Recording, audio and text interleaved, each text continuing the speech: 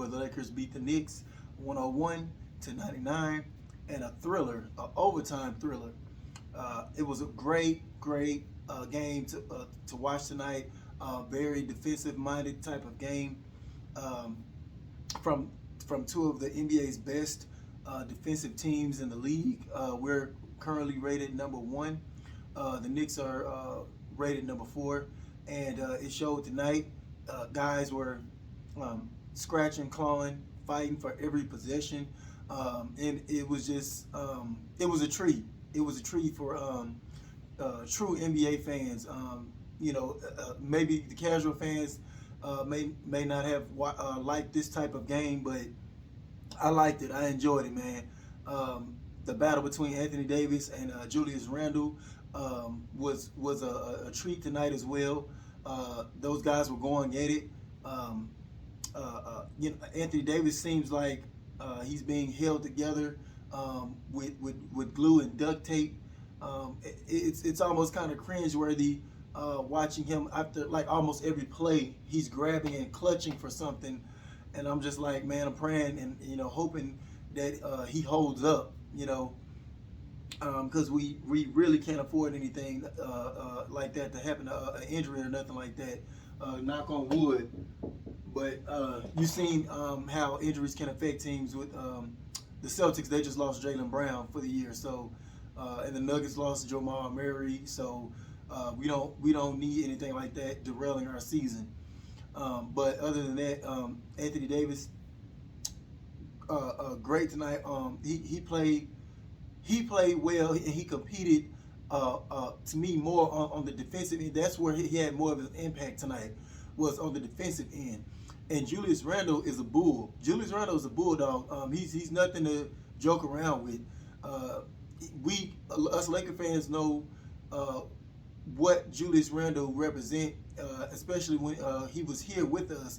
It was the outside people that was, not giving him enough credit, really, for the rest of our Lakers players for that matter. But now people are truly seeing what we had already known in Julius Randle. He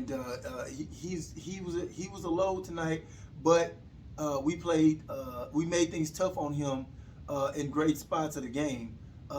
He had 31 points, but it took him 26 shots to get the 31 points. Julius Randle made like some great impact buckets, like some game time buckets, stuff like that. But overall, we made him work, and that's what I liked about my team tonight. There was some questionable coaching decisions again from Frank Vogel, electing not to play Montrezl Harrell more than 5 minutes. He only played 5 minutes tonight. I don't know what that's about. I truly hope we can figure this out with Montrezl Harrell, man, because I truly like the guy, and I don't want him to fall out of favor with the coach, and I don't want him to start looking at the Lakers in some type of salty way, where he's not looking to come back at all. And I hate to lose a guy like that. If Frank Vogel is being petty on some type of stuff, I hope that's not the case. Maybe he's seeing something that Harrell is not doing defensively. I don't know, but all I know is Montrezl Harrell is too good to be just getting 5 minutes off the bench and being tossed into the doghouse these past couple of weeks. I don't know about y'all, but I don't like it. I don't like it one bit. Hopefully they can figure something out with that. We lost Caruso early in this game. It's like we dropping like flies, man. We're dropping like flies around here. And Frank Vogel was very nervous about making THT the primary ball handler, because that I kind of feel him on that. THT is still a little bit wet behind the ears as far as playmaking. A Chris Paul type of initiating the offense. He's a great hybrid point guard. He can get you some assists here, but that's not his forte. He likes to put his head down and look for a bucket. So he's more of a hybrid, if you will. So he's got a little bit of sharpening up to do as far as turnovers and stuff like that, because it showed in his stat sheet tonight. He had 13 points, 10 assists, which was great. But then he started to offset the assist with the 7 turnovers.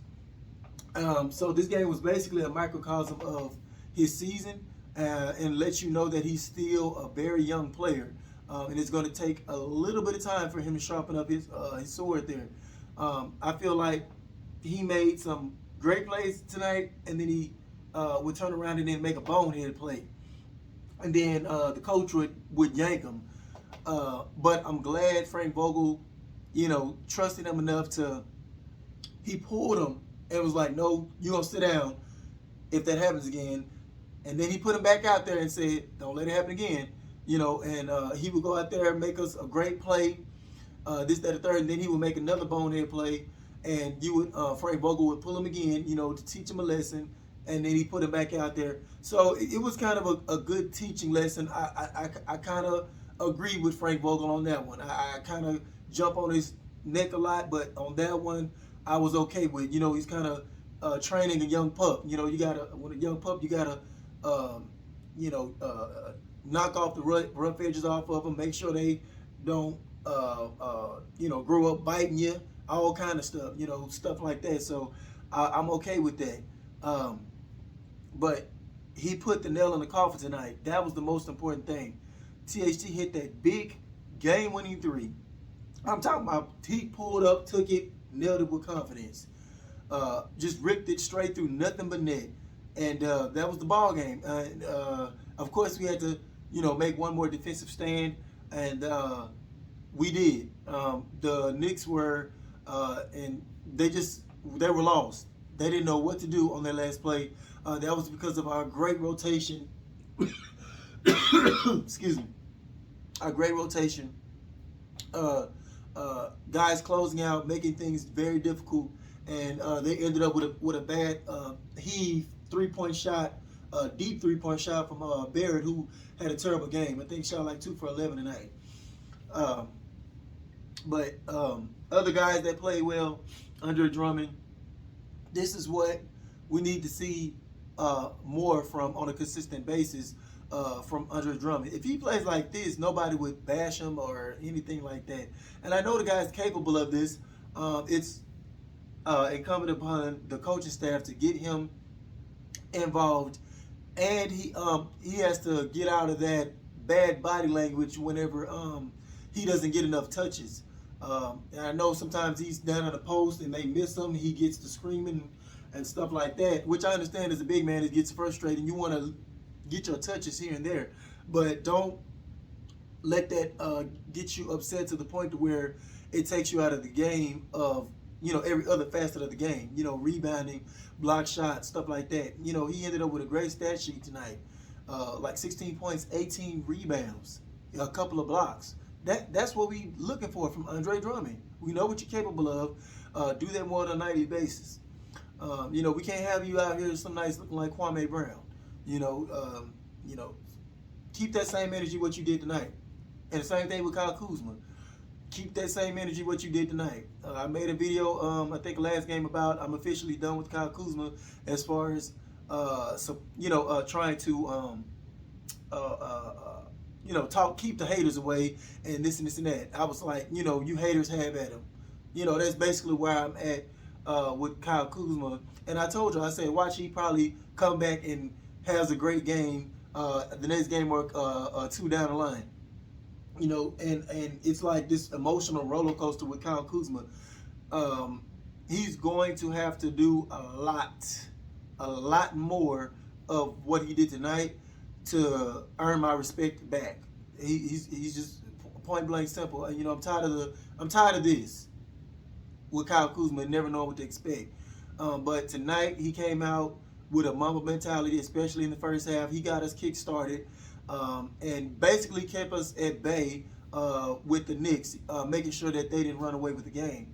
So kudos to him for that. And guys were just making clutch shots tonight, playing hella great defense and making timely clutch shots. We were letting the game get away from us in that third quarter because we just went on a deep scoring drought. I mean, we couldn't throw a rock in the ocean. That's how bad it got. And then the fourth quarter was kind of the Knicks' turn to go on their drought. They only scored like 15 points because we started locking down again in that fourth quarter, making things difficult for them. So, great game, guys. Overall, great game. I loved it. And I'm very happy that we pulled out this win because if we would have lost this game, that would have basically sealed our fate as far as the play-in is concerned.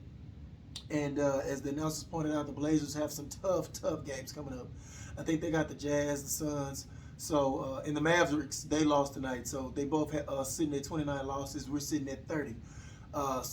We got the Rockets tomorrow, which should be a give me, depending on LeBron and Anthony Davis' status, because Anthony Davis looked like he was just hobbled all over the floor tonight. And I pray to God he's able to go tomorrow, and maybe we can knock these guys out in the first half to where we can rest LeBron and Anthony Davis in the second half. That's what I'm hoping for. That's best case scenario. And we gotta keep pushing, man. We gotta keep this gravy train going. We pretty much gotta win out. Maybe one loss or something like that, but we can't afford any more drops like losing records. We can't do that. Back-to-back losses, stuff like that. We can't have that. I'm very happy for my team. Very excited from what I saw tonight. Without LeBron, without Caruso, without Schroeder, and really without Montrezl Harrell, we put out a win against a very great, defensive-minded, well-coached, scrappy New York Knicks team. But that's all I have for today, guys. And as always, thank y'all for watching. Please like, share, and subscribe. It really helps my channel grow. And I appreciate all the people that are subscribed. And I'll see you guys next time. Peace.